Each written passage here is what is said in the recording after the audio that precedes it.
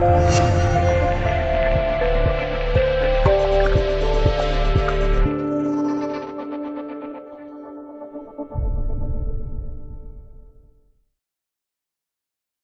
标题：极地涡旋来袭美国多地变身大冰箱。极地涡旋来袭美国多地变身大冰箱。陈立新，美国国家气象局预报，美国大陆2/3地区29日变身大冰箱，受极的涡旋影响，从中西部、大湖地区向东至俄亥俄河谷、新英格兰地区，多地可能出现破纪录低温。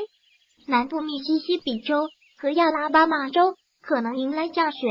美国中西部明尼苏达州、伊利诺伊州和威斯康星州28日遭遇风雪，部分地区积雪超过37厘米。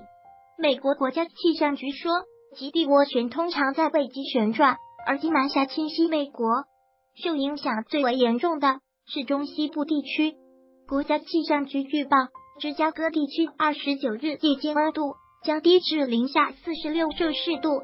威斯康星州降雪达到30至60厘米，南部的密西西比州和亚拉巴马州可能迎来降雪。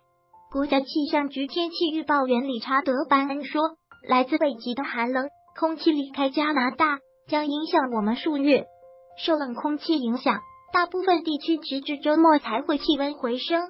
俄亥俄河谷西部部分地区可望迎来暴风雪，大湖和新英格兰地区30日将迎来降雪。威斯康星州、密歇根州、密西西比州和亚拉巴马州宣布进入紧急状态。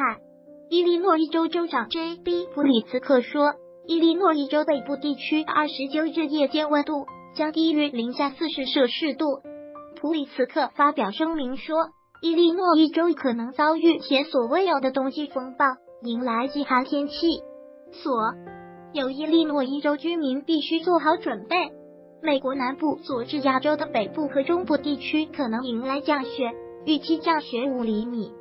佐治亚州州长布莱恩·肯普下令，佐治亚州35个县的政府部门29日关闭。另外，受天气影响，多所学校停课。受极的涡旋影响，超过1200架次航班取消，更有大量航班延误。达美航空公司承诺向芝加哥、底特律等地因天气原因改签的旅客提供免费服务。完，新华社专特稿关键词：国家气象局 The National Weather Service 俄亥俄河谷 Ohio Valley